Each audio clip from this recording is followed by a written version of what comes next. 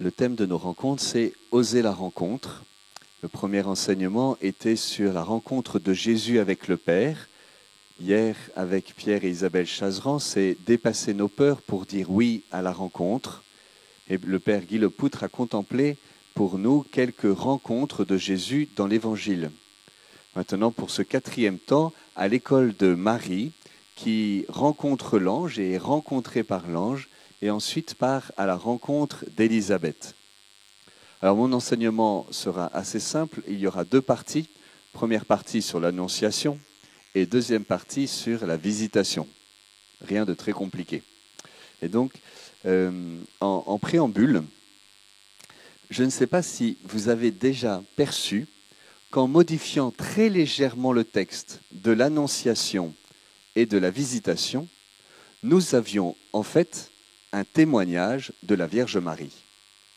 Je vais lire ce texte, mais au lieu de parler à la troisième personne, je vais parler à la première personne comme si c'était Marie qui donnait son témoignage. Et vous allez voir qu'en fait, ça marche très bien. Ça marche d'ailleurs tellement bien qu'on peut se demander si en fait, ce n'est pas justement le témoignage de Marie que Marie a raconté à Luc, parce que nous savons que c'est Luc qui a recueilli le témoignage de la Vierge Marie, et que ce qu'elle lui a expliqué, ce qu'elle lui a raconté, Luc l'a écrit dans son évangile. Et donc, en passant à la première personne, eh bien, nous avons un magnifique témoignage. Alors, j'en profite pour dire que le témoignage fait partie de la visite que Dieu nous fait.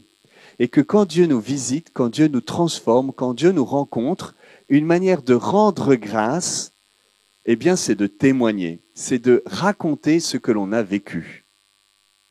Alors, je remercie tout particulièrement l'une parmi vous qui a accepté, juste avant cet enseignement, de donner son témoignage.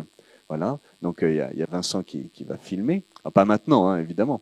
Mais vous voyez, voilà, ça fait partie aussi de la vie du sanctuaire. Alors, si tu es déjà venu à Paray-le-Monial, ce qui est manifestement le cas puisque vous êtes là, ou bien si vous les écoutez par Radio Espérance, et c'est pour moi l'occasion de saluer nos chers auditeurs de Radio Espérance, eh bien, donnez votre témoignage. Vous voyez, nous avons besoin de votre témoignage. Alors, pour nous, comme équipe de Paray, mais aussi pour que ça puisse être diffusé à travers le site Internet. C'est une manière, vous voyez, de nous encourager, de dire ici, à Paray-le-Monial, le Seigneur fait des merveilles. Vous allez dire, oh là là, mais comment on fait? C'est très compliqué. Ce n'est pas compliqué. Il suffit que tu écrives ton témoignage et que tu l'envoies à l'adresse suivante, témoignage@paray.org. témoignage@paray.org. On pourrait presque prendre un quart d'heure de silence pour que chacun écrive son témoignage et l'envoie dès maintenant. Vous voyez, mais parfois, il faut aussi du temps. Alors, on va pas le faire maintenant, mais on va écouter le témoignage de la Vierge Marie. Ça va? On va écouter ce que Marie nous raconte. Alors, du coup, c'est au chapitre 1 de Saint Luc. Forcément, ça va sonner un peu différemment de l'Évangile. Mais ouais, ça fait partie. J'habitais dans une ville de Galilée appelée Nazareth.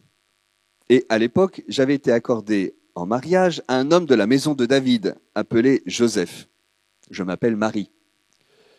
L'ange entra chez moi et me dit, « Je te salue, comblée de grâce. Le Seigneur est avec toi. » À cette parole, je fus toute bouleversée et je me demandais ce que pouvait signifier cette salutation.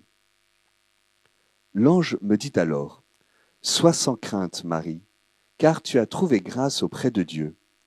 Voici que tu vas concevoir et enfanter un fils, tu lui donneras le nom de Jésus. Il sera grand, il sera appelé Fils du Très-Haut. Le Seigneur Dieu lui donnera le trône de David son père. Il régnera pour toujours sur la maison de Jacob, et son règne n'aura pas de fin. » Je dis alors à l'ange, « Comment cela va-t-il se faire, puisque je ne connais pas d'homme ?» L'ange me répondit, « L'Esprit Saint viendra sur toi, et la puissance du Très-Haut te prendra sous son ombre. C'est pourquoi celui qui va naître sera saint.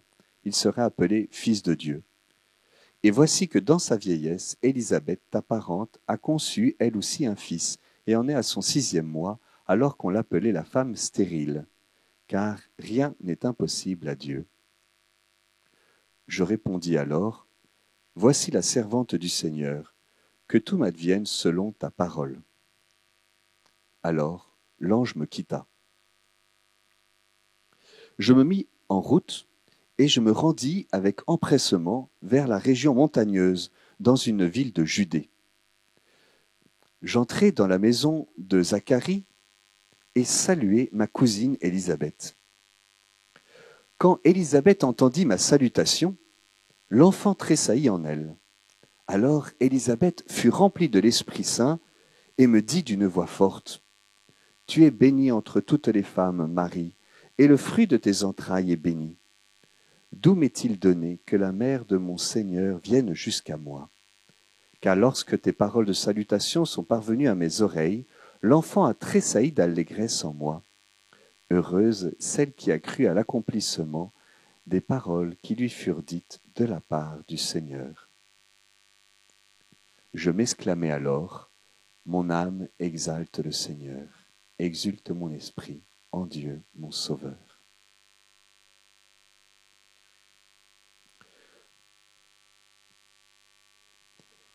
Oui, nous venons d'entendre le témoignage de la Vierge Marie, sa rencontre avec l'ange et sa rencontre avec Élisabeth. Je commence avec l'Annonciation. Je ne sais pas si vous êtes déjà demandé combien de temps avait duré l'Annonciation. Et en fait, en se posant la question, on se dit, bah oui, finalement, si on lit ce texte, ça a duré 1 minute 30. Et puis, on se dit, je ne sais pas pourquoi, mais je trouve qu'1 minute 30, c'est un peu rapide en fait. À mon avis, ça a quand même duré beaucoup plus longtemps. Et ce qui n'apparaît pas dans le texte, ce sont les silences. L'Annonciation, le texte ne le dit pas. Alors je ne vais pas dire combien de temps a duré l'Annonciation, ce serait présomptueux. Par contre, moi il me semble que l'Annonciation a duré longtemps. Quand Marguerite Marie, elle repose sur le cœur de Jésus, il me fit reposer longtemps sur son cœur. En fait, c'est plusieurs heures. Moi, je pense que l'Annonciation a duré plusieurs heures. Par exemple, quand Marie se demandait intérieurement ce que signifiait cette salutation, elle se demandait ce que pouvait signifier cette salutation, on peut contempler Marie qui, en fait, accueille ces paroles, je te salue, comblée de grâce, le Seigneur est avec toi, et qui va les porter intérieurement longtemps. Elle se demande longtemps. Et l'ange respecte le temps qu'elle a besoin pour accueillir ses premières paroles, avant de poursuivre. Pour bien comprendre le récit de l'Annonciation, je vous propose de faire un détour. Parce que parfois, en faisant un détour, on retrouve ce que nous avions quitté, mais avec un nouveau regard. Ce détour, c'est en fait le détour par la Bible et de reprendre ce que l'on appelle les récits de vocation dans la Bible, qui éclairent notre texte. Dans la Bible, il y a un certain nombre de récits de vocation, c'est-à-dire de moments où le Seigneur va rencontrer l'homme pour lui demander une mission. Et ces récits de vocation, en fait, ont toujours, ou pratiquement toujours, la même structure, les mêmes éléments qui apparaissent. C'est une structure en dialogue. Vous voyez, il y a quelque chose de l'homme, et il y a quelque chose de Dieu. Et il y a quelque chose de l'homme, et il y a quelque chose de Dieu. Vous voyez, ça dialogue. C'est une rencontre. Alors, ce qui marque les récits bibliques d'appel dans la Bible, c'est tout d'abord qu'il y a une manifestation divine. Dieu se manifeste. En réponse, deuxième étape, l'homme réagit. Troisième étape, Dieu propose une mission. Quatrième étape, l'homme émet une objection. Cinquième étape, Dieu répond à l'objection et donne un signe. Sixième étape, l'homme accepte la mission. Après, il y a des variantes. Il y a plein de variantes. Mais globalement, vous voyez, il y a ce va-et-vient Dieu se manifeste, l'homme réagit, Dieu appelle, l'homme objecte, Dieu répond, l'homme accepte. Alors, essayons d'illustrer ça un petit peu par les récits bibliques dans la Bible. Il y a au moins une quinzaine de récits d'appels, de vocations bibliques. Par exemple, il y a évidemment Abraham, ça c'est le premier, qui va être rappelé plusieurs fois d'ailleurs. Il y a Moïse, ça c'est le récit de vocation le plus long, ça dure 3 chapitres parce que Moïse il a beaucoup d'objections. Il en a 5 ou 6 des objections. Et Dieu, passamment, va répondre aux objections. Alors, du coup, ça dure longtemps. Il y a Gédéon, qui c'est moins connu, mais c'est aussi beau parce que Gédéon, il n'est pas de bonne humeur, il envoie le bon Dieu balader. Il y a Samuel, qui ne comprend pas. Il y a Isaïe, Jérémie, Amos, Jonas, qui lui a une drôle de manière d'accepter puisqu'il se barre et dit non, puis après il dit oui. Il y a Matthieu, Pierre, Paul, qui racontent 3 fois sa vocation. Enfin, dans les Actes des Apôtres, il y a 2 récits par Paul et un 3e récit par Saint Luc. Vous allez me dire, ah ben dis donc, la parité n'est pas très bien respectée dans cette affaire-là. De fait, il n'y a pas de récit de vocation de femme, sauf l'Annonciation à la Vierge Marie.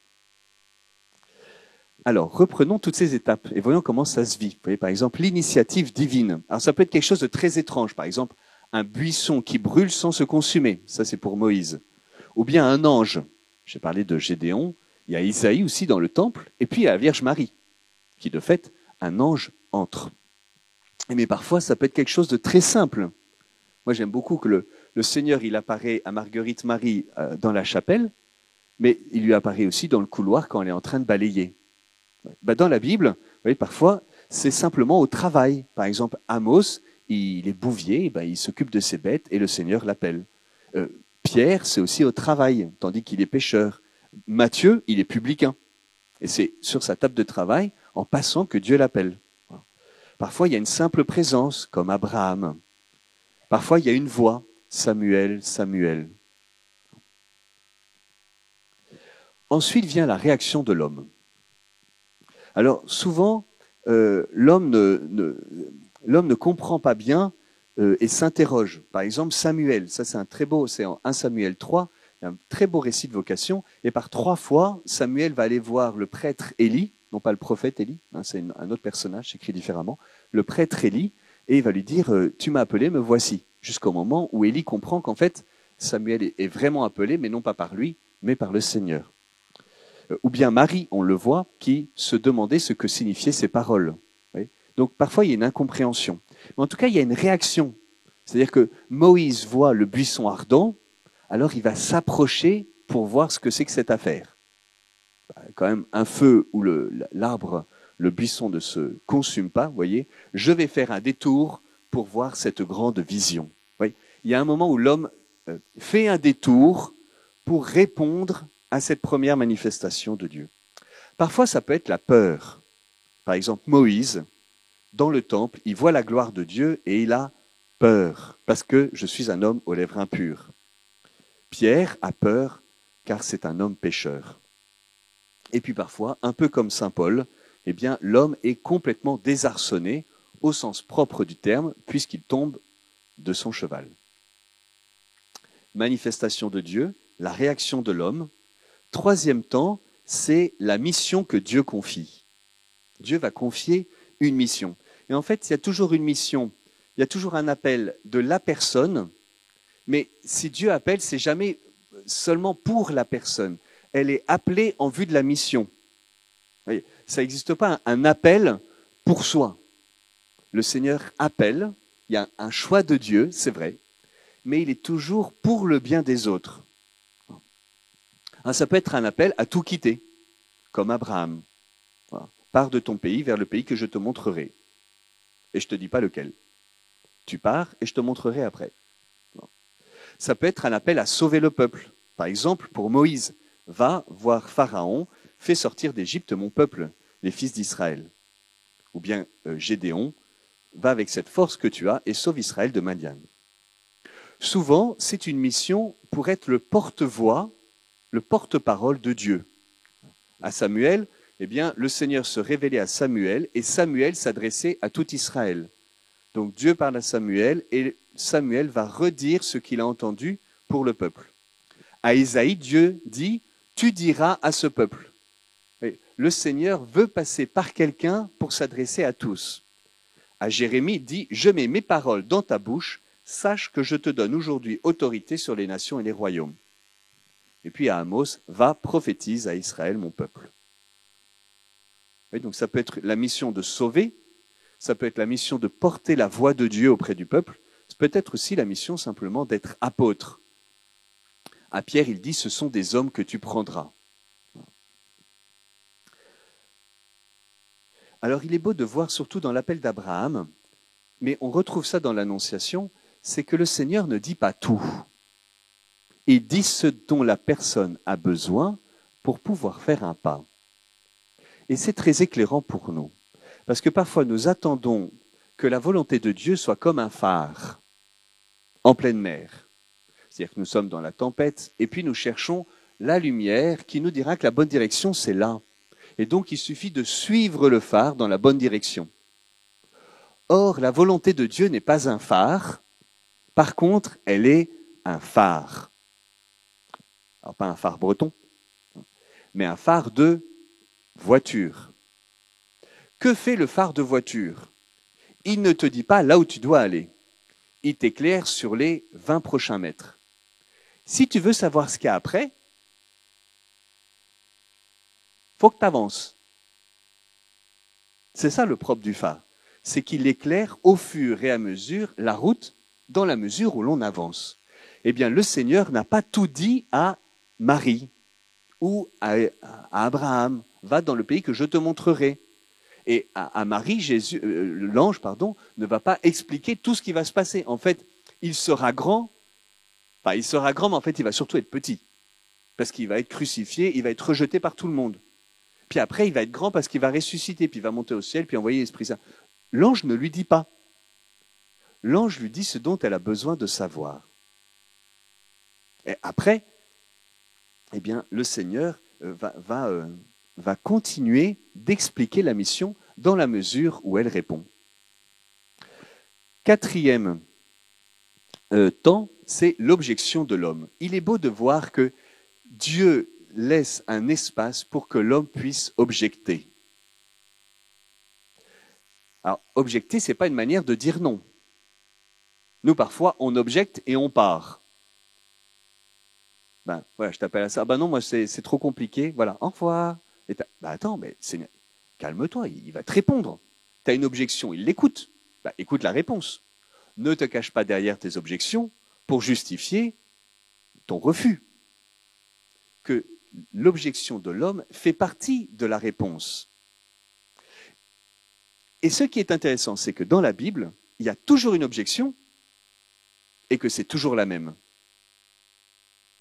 D'ailleurs, c'est intéressant parce que ça risque d'être la même que toi tu as d'ailleurs. Enfin, peut-être pas, hein, mais c'est quand même possible. On ne sait pas, on va menons l'enquête. Ouais. Ben, Abraham, il dit, tu ne m'as pas donné de descendance. C'est pas bête hein, comme objection. Être le père d'un peuple nombreux quand on est un vieillard stérile, de dire que Dieu, tu ne m'as pas donné de descendance, alors que ça fait quand même 60 ans que je te le demande, c'est pas bête. Oui, c'est une bonne objection. À Gédéon l'envoie balader, je l'ai dit ça. Si le Seigneur est avec nous, pourquoi tout cela nous arrive-t-il? Mon clan est le plus faible en Manassé et moi je suis le plus jeune dans la famille de mon père. Donc, va voir ailleurs. Isaïe, je suis un homme aux lèvres impures. Jérémie, je ne saurais parler, je suis un enfant. Pierre, éloigne-toi de moi, je suis un homme pécheur. Alors, vous allez me dire, heureusement avec la Vierge Marie, au moins elle est sainte, donc elle n'a pas d'objection. Ben oui, c'est formidable. Sauf que l'objection n'est pas le fruit du péché. L'objection, c'est la manière de dire oui. Et en fait, quand Dieu donne la mission, il ne dit pas tout d'un coup. Il laisse l'homme objecter, et cette objection permet à Dieu de préciser la mission. Et donc, même la Vierge Marie, ce n'est pas véritablement une objection, mais elle pose une question qui n'est pas bête non plus.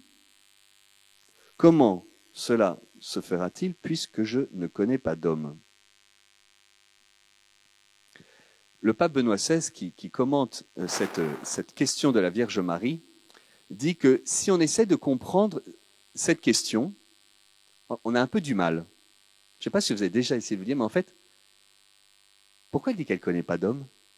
On vient de nous dire qu'elle est fiancée à un homme, et c'est le même mot, andros, qui est Joseph.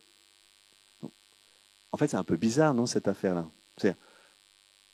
Donc, enfin, vous voyez, si on essaie de comprendre, on se dit, bon, elle est peut-être un peu naïve, en même temps, elle voit bien qu'elle a besoin d'un homme pour avoir un enfant, donc elle n'est peut-être pas si naïve que ça. Donc ça, elle l'a bien compris. Mais elle dit qu'elle n'en a pas alors qu'elle en a un. Ouais.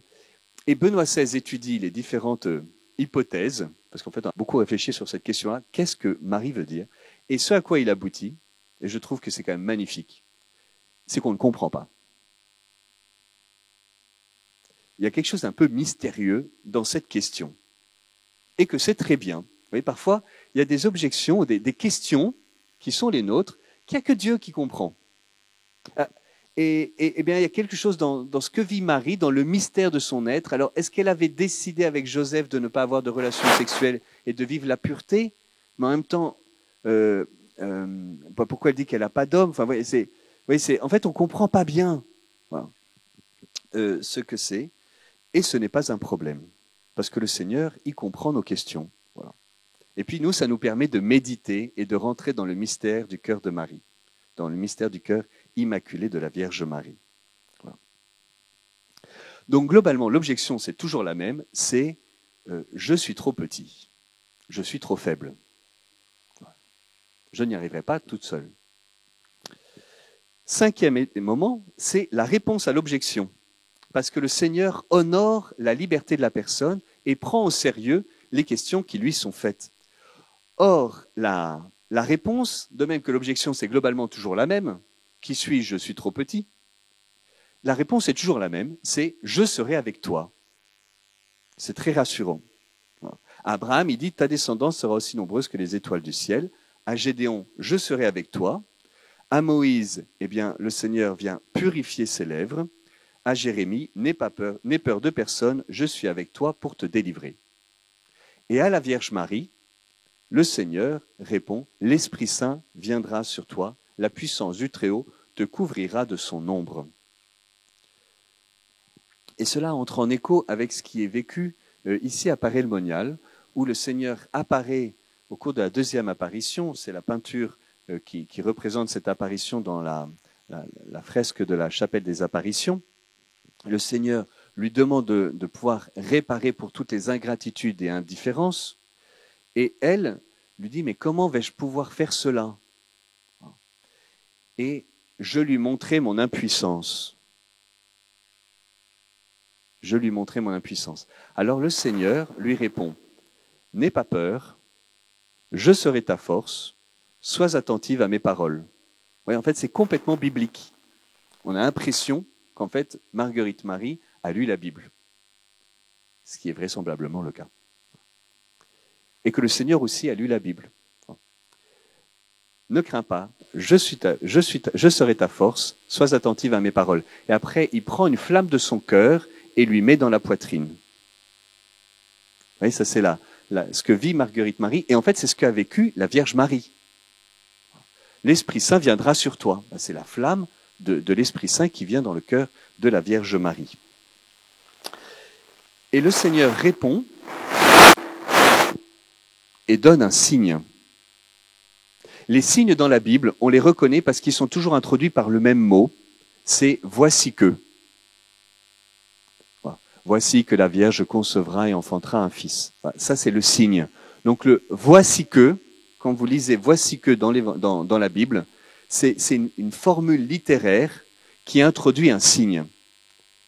Et Dieu donne des signes. Alors, au brave Moïse qui n'arrête pas d'avoir des objections, le Seigneur va donner plein de signes. Le bâton qui se transforme en serpent, la mer qui va se transformer en sang, etc. Puis il va donner plein de signes. Voilà. Jusqu'au moment où Moïse a dit, va appeler quelqu'un d'autre.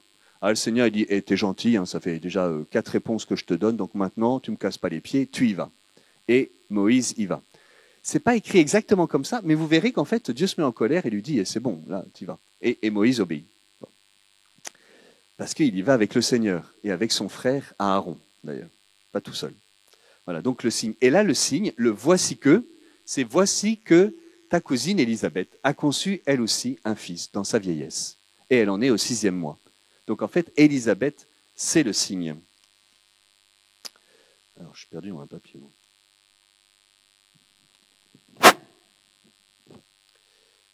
Et il y a ensuite, dernière étape, l'acceptation de l'homme. Parle, Seigneur, ton serviteur écoute. Ça, c'est Samuel. Isaïe, me voici, envoie-moi. Matthieu se leva et le suivit.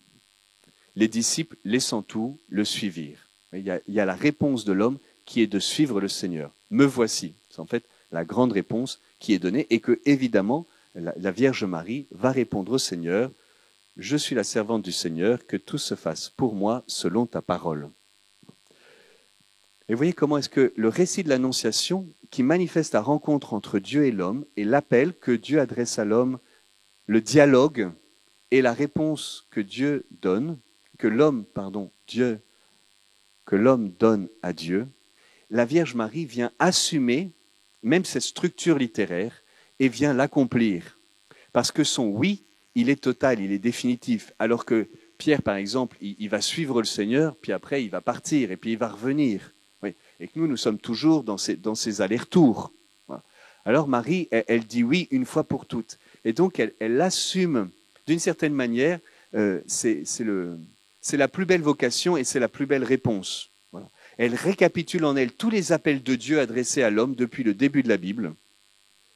Et elle assume toutes les réponses de l'homme à Dieu. C'est pour cela que nous la vénérons comme notre mère. C'est que nous rentrons dans son oui. Quand nous disons oui au Seigneur, en fait, nous rentrons dans le oui de Marie.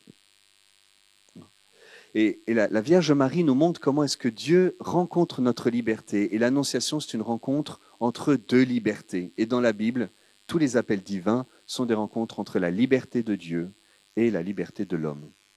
Je n'ai pas choisi d'être appelé à être prêtre. J'ai choisi d'y répondre. Ma liberté n'a pas consisté à être appelé, mais à répondre. Nous n'avons pas choisi d'être appelés par le Seigneur. Marie n'a pas choisi d'être appelée. Elle a choisi de répondre au Seigneur. Et donc, il y a un dialogue, qui parfois, dans notre cas, se fait avec douleur ou avec frottement, avec des objections, des résistances, et qui, en Marie, se fait dans la douceur et dans la disponibilité. Quand elle dit, comment cela se fera-t-il puisque je ne connais pas d'homme, ce n'est pas une manière de poser un doute. Et il est intéressant, on pourrait le faire, mais comme il y a aussi le récit de la visitation, je ne veux pas trop m'étendre, mais on pourrait faire le parallèle entre Zacharie et Marie. Donc le début du chapitre 1 de Saint Luc, c'est l'ange qui apparaît à Zacharie pour lui annoncer la naissance de Jean-Baptiste. Et puis, il y a le récit de l'Annonciation. Les deux récits sont construits en parallèle. Alors tu peux prendre ton petit crayon de couleur et puis tu peux reprendre les 6 étapes parce qu'on les retrouve aussi chez Zacharie, dont je n'ai pas parlé, et regarder ce qui ressemble et ce qui est différent. Et il y a beaucoup de choses qui ressemblent et beaucoup de choses qui diffèrent. Et en fait, le récit de l'Annonciation, il est comme mis en contraste avec Zacharie. Or, Zacharie, lorsque le Seigneur lui dit que sa femme, qui est âgée et stérile, va enfanter un fils, eh bien, lui aussi a une question. Vous voyez, donc l'ange lui dit à Zacharie, « Sois sans crainte, Zacharie, car ta supplication a été exaucée. » Vous voyez, ça ressemble un petit peu à ce que dit l'ange à Marie. Et puis ensuite, il y a la place de l'objection, mais qui est pour Zacharie la manifestation d'un doute. Comment vais-je savoir que cela arrive? Moi, en effet, je suis un vieillard et ma femme est avancée en âge. Vous allez dire, ça ressemble un petit peu avec ce que dit Marie. Oui, mais en fait, chez Marie, il n'y a aucun doute. Alors que chez Zacharie, ce comment vais-je savoir que, c'est une manière de dire, je ne vois vraiment pas comment c'est possible.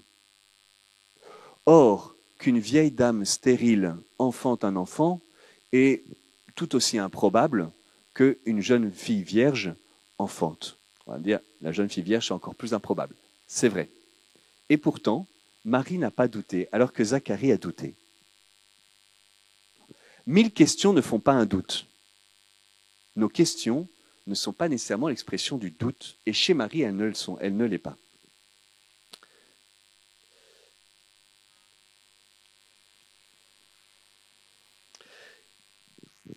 Et donc, nous pouvons reprendre aussi bien nos propres vocations. Et puis, aujourd'hui, comment est-ce que Dieu se manifeste à moi? Comment est-ce que je réponds à l'appel de Dieu? Comment est-ce que j'écoute ce à quoi il m'appelle? Quelles sont mes objections? Comment je les présente au Seigneur? Et comment le Seigneur y répond? Comment le signe n'est pas une manière de douter, mais une manière de confirmer ce que Dieu dit? Et quelle réponse je donne? J'arrive maintenant au récit de la visitation. L'ange n'a pas demandé à Marie d'aller visiter Élisabeth. Il lui a donné un signe, voici que. Et Marie, dans sa charité, avec empressement, va voir Élisabeth. On ne sait pas ses motivations. Mais cet empressement, c'est pas la curiosité de se dire « Ah, je vais vérifier si ce qu'a dit l'ange, c'est vrai. » En fait, c'est pas ça. D'ailleurs, le simple fait d'émettre cette hypothèse fait qu'on voit bien qu'il y a quelque chose d'un peu ridicule. Marie, c'est pas que. Par contre, c'est la charité. Si Élisabeth est enceinte alors qu'elle est âgée, elle a bien besoin de mon aide. Et donc, Marie ne se replie pas sur elle-même dans une considération intimiste et un petit peu centrée sur elle-même, en se disant « Mon Dieu, comme c'est beau ce qui m'arrive », mais avec empressement, aussitôt, elle sort d'elle-même et elle va vers Élisabeth. Là, il y a là déjà tout un enseignement sur la charité de Marie et la manière dont elle reçoit l'appel que le Seigneur lui fait. Deuxième chose qui peut nous toucher, c'est que Marie s'est peut-être posé la question de comment ça allait se passer. Oui, parce qu'en fait, elle a appris qu'Élisabeth était enceinte. Enfin, elle l'a appris par un ange, en fait. Et Élisabeth ne l'avait dit à personne. C'est dit juste avant le récit de l'Annonciation. Donc, elle va voir Élisabeth. Comment va-t-elle lui dire qu'elle sait qu'elle est enceinte? Oui, et puis, elle-même, elle est enceinte. Sauf qu'elle n'a pas d'homme et que c'est par l'action de l'Esprit Saint. Enfin, ça, déjà nous, 2000 ans après, ça demande de notre part un acte de foi. Et pourtant, nous sommes bercés par des siècles de christianisme. Enfin, la pauvre Élisabeth, peut-être que, Marie, elle pouvait se dire, comment je vais lui dire quand même? Puis par l'action de l'Esprit Saint, ça c'est les mots qui sont venus ensuite pour mettre des mots, mais c'était tellement intime, tellement secret, tellement inexprimable. Peut-être que Marie s'est dit, mais que vais-je dire? Comment cela va se passer? Comment vais-je être accueillie? Puis en fait, je fais comment? Est-ce que j'arrive, je suis discrète? Vous voyez, est-ce que je dis d'emblée ce qui s'est passé? Est-ce que je lui raconte pas? Et si je lui raconte quoi? Et comment va réagir Élisabeth? Et puis Zacharie, parce que Zacharie, il est quand même là aussi. Oui, Donc en fait, puis le brave Zacharie, il a déjà pas cru pour l'histoire de sa femme qu'elle est enceinte. Alors bon, vous voyez toutes ces questions-là. Et Marie, elle se dit, le Seigneur m'y appelle. Et donc j'y vais. Et je verrai bien, une fois que j'aurai répondu à l'appel de Dieu, comment faire. Si nous attendons que tout soit clair et qu'il n'y ait aucun doute et aucune ombre pour pouvoir commencer à avancer, nous ne saurons jamais comment avancer. Le Seigneur lui donne de la lumière suffisante pour lui dire que le signe, c'est Élisabeth. Et donc, elle entend derrière ce signe une invitation à aller visiter Élisabeth. Elle y va. Et elle ne se pose pas 40 000 questions. Elle répond. Oui, elle prend un risque. Et ensuite, quand elle arrive chez Élisabeth, eh bien, elle est simple. Quand tu arrives chez quelqu'un, tu lui dis bonjour. Voilà. La paix soit avec toi. C'est ainsi que l'on dit bonjour en Orient. Voilà. La paix soit avec toi. Alors, voilà. Élisabeth entend la salutation de Marie. C'est donc bien Marie qui l'a saluée d'abord. Et là, il se passe quelque chose que ni Marie ni Élisabeth n'avaient prévu. C'est ça la force et la puissance de la rencontre dans l'Esprit Saint. C'est que si nous répondons à l'appel de Dieu et que nous rencontrons en prenant un risque, parce que rencontrer quelqu'un, c'est toujours prendre le risque, parce que tu ne sais jamais comment l'autre va réagir. Tu ne sais pas. Tu sais que tu dois y aller, mais tu ne sais pas ce qui va se passer. Il y a quelque chose qui n'est pas prévisible, parce que quelque chose se passe. Et ce dont on parlait hier, Isabelle et Pierre, et ce dont ils nous parleront ce soir avec les autres témoins, puisqu'il y a une veillée de témoignage, justement sur les rencontres, c'est cet inouï de la rencontre qui fait que quelque chose se passe, qui n'était pas prévu, et qui est indicible, et le fruit de cette rencontre, c'est la joie. Il y a un risque qui est pris, et quelque chose se passe. Ce qui se passe, c'est que l'enfant tressaillit dans le sein d'Élisabeth. Et on peut supposer que l'enfant dans le sein de Marie a dansé lui aussi. Et donc il y a ces deux danses des deux enfants, dans ces deux femmes. L'enfant qui a 6 mois, Jean-Baptiste, l'enfant qui a quelques jours, parce que c'est juste après l'Annonciation, donc en fait, l'embryon Jésus, il a quelques jours en fait. Ce qui veut bien dire que l'enfant qui a quelques jours dans le sein de sa mère est déjà sous le regard de Dieu, est déjà un homme, une femme, et que donc on ne peut pas mettre la main dessus. Et il se passe quelque chose dans la rencontre de ces deux femmes qui vivent une grossesse difficile. Parce que les deux vivent une grossesse difficile. Et il y a peut-être parmi nous un certain nombre de femmes qui ont vécu, qui vivent une grossesse difficile. Il y a peut-être parmi nous un certain nombre d'hommes dont l'épouse ou la compagne ont vécu des grossesses difficiles. Eh bien, quelque chose d'extraordinaire va avoir lieu, une manifestation de Dieu va avoir lieu au moment où ces femmes vivent une difficulté dans leur féminité et dans leur maternité, dans la nouveauté de ce que l'une et l'autre vit, dans peut-être la déstabilisation ou le trouble que cela peut, et la joie, et le mélange des deux. Dieu va se manifester et va se manifester l'une par l'autre à travers leur enfant. En fait, c'est à travers ce que l'une porte en elle qu'elle va pouvoir parler à l'autre, parce que ça entre en écho avec ce qu'elle porte elle aussi. Vous voyez, il y a un écho, chacune porte quelque chose en elle, en l'occurrence un enfant. Nous ne portons pas tous des enfants, mais nous portons des choses en nous. Et lorsque nous rencontrons l'autre, eh bien ce que nous portons rencontre ce que l'autre porte.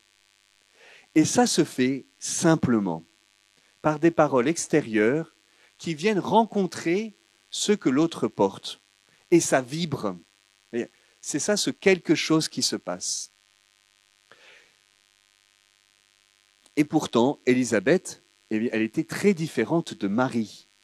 Et c'est justement la joie de la rencontre avec celui qui est différent, en prenant le risque de la rencontre, dans la différence aussi, peut-être une différence qui fait peur, en l'occurrence là c'était une différence d'âge, mais de prendre le risque de la rencontre, et dans la différence, je rencontre l'autre dans ce qui est le même aussi, c'est-à-dire je rencontre l'autre dans son humanité, que ce soit le musulman, que ce soit le pauvre, que ce soit la personne handicapée, tout autre type de différence, j'en viens d'en citer 3, différence de religion, différence de conditions sociales, différence d'état de santé, et nous savons que ça fait peur, cette différence. Oui. La personne handicapée, elle nous fait peur, on a peur, alors du coup on rit, ou on se cache, ou on se moque, parce qu'on ne sait pas comment faire, parce qu'en fait ça nous fait peur. Je sais pas, moi j'ai vécu quelques années dans les bidonvilles, voilà, et j'allais dans toutes les maisons, j'ai essayé de visiter toutes les maisons du quartier. Bon, ça fait peur en fait, parce que c'est différent, c'est inconnu, et qu'il y a en même temps le désir de rencontrer, puis il y a toujours une peur. On ne rencontre pas l'autre parce qu'il nous ressemble, et on rencontre l'autre en tant qu'il est autre. Et donc il y a une peur à aller rencontrer l'autre, à être confronté à une autre religion, ou un autre sexe, ou une autre ligne politique, ou un autre avis sur les questions de société, ou bien un autre état de santé. Pourquoi est-ce que nous avons du mal à accueillir les personnes âgées, les personnes handicapées dans notre société? Parce qu'elles nous font peur. Et donc de pouvoir trouver dans notre relation avec le Seigneur la force de pouvoir dépasser ces peurs et de rencontrer. Alors, en fait, tout cela, nous en reparlerons demain avec Pierre et Isabelle, qui nous raconteront comment ils ont vécu cette rencontre, notamment avec les personnes de confession musulmane, ou bien dans les quartiers des cités. Mais tout ça, eh bien, c'est l'expérience profonde qu'a portée Charles de Foucault. Alors, je ne vais pas déflorer le sujet, parce que sinon, il n'aurait plus rien à dire. Puis en même temps, chacun le raconte avec ce qu'il est. Mais je voudrais nous mettre à l'école pour terminer de Christian de Chergé. Christian de Chergé, qui est moine de Tibérine et qui a vécu les intuitions profondes de Charles de Foucault avec la communauté des moines trappistes de Tibérine. Peut-être avez-vous vu le film extraordinaire des hommes et des dieux. Voilà.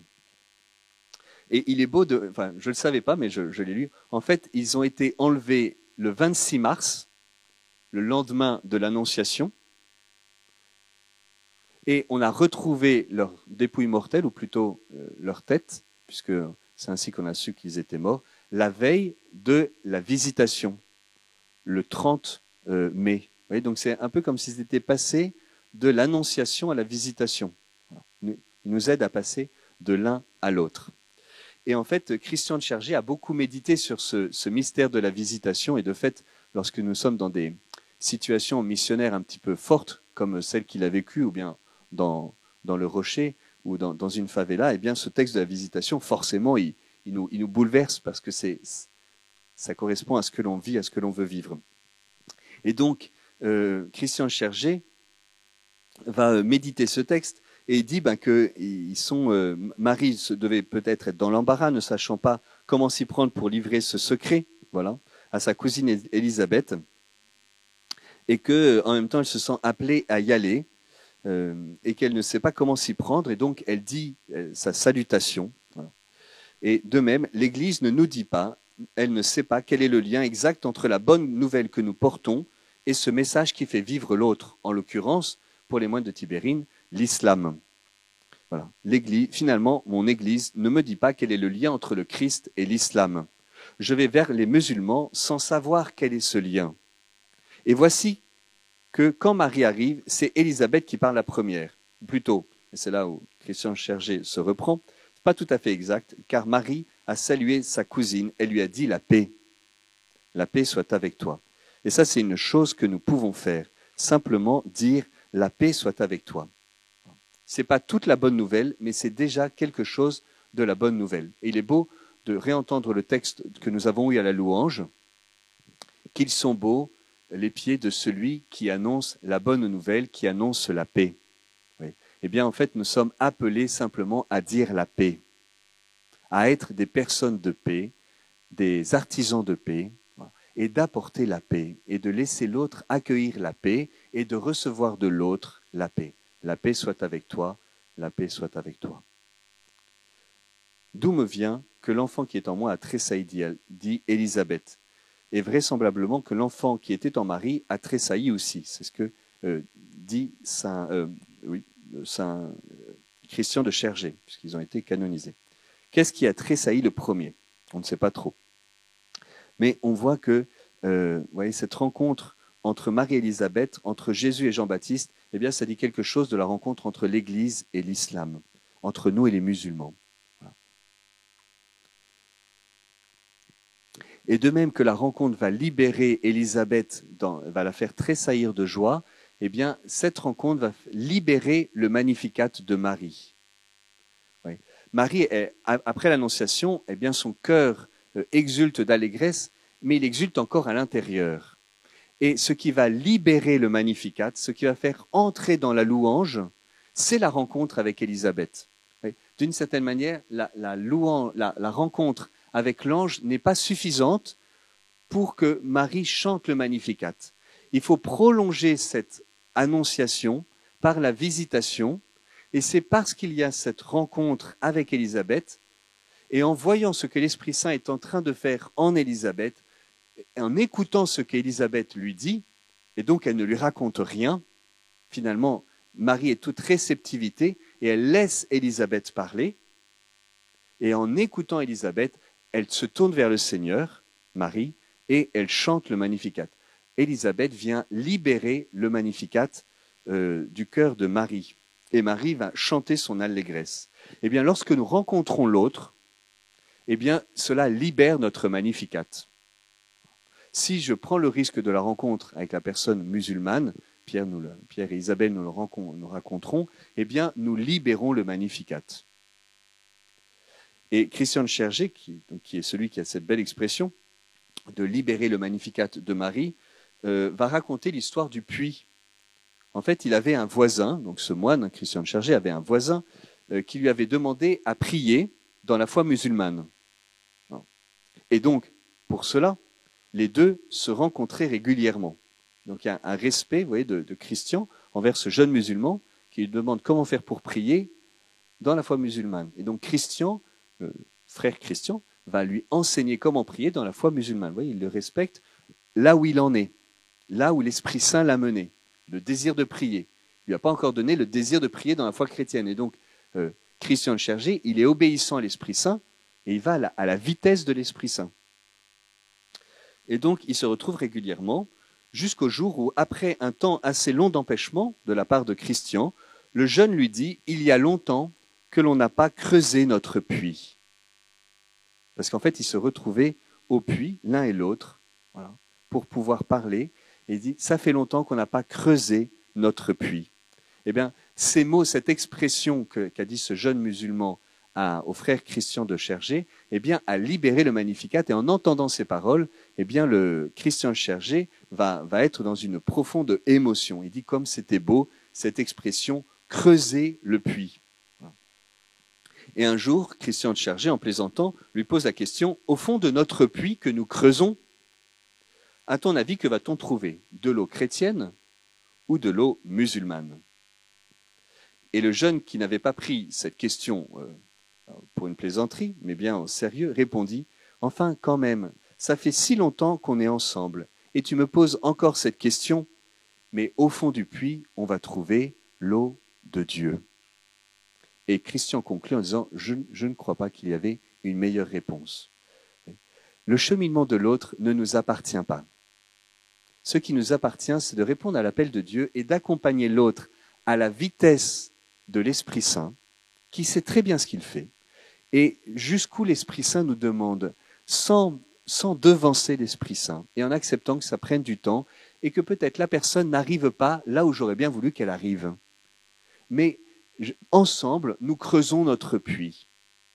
Voilà. Et ensemble, nous nous laissons guider par l'Esprit Saint et mener par l'Esprit Saint là où le Seigneur veut me mener, là où le Seigneur veut mener l'autre. Seigneur, nous te bénissons, te rendons grâce pour cette rencontre, pour cette grâce de rencontre que nous vivons ici à Paray-le-Monial. Te rendons grâce pour cette rencontre de Marie avec l'ange, de Marie avec Élisabeth. Te bénissons aussi pour la rencontre de Marguerite Marie avec le Sacré-Cœur, pour la rencontre de Claude la Colombière avec Marguerite Marie, pour la rencontre que nous faisons ici les uns avec les autres et les uns et avec toi, Seigneur. Seigneur, que cette rencontre soit féconde, que nous puissions tressaillir d'allégresse dans l'Esprit Saint, parce que tu es présent au milieu de nous, que tu te donnes à nous les uns par les autres. Amen.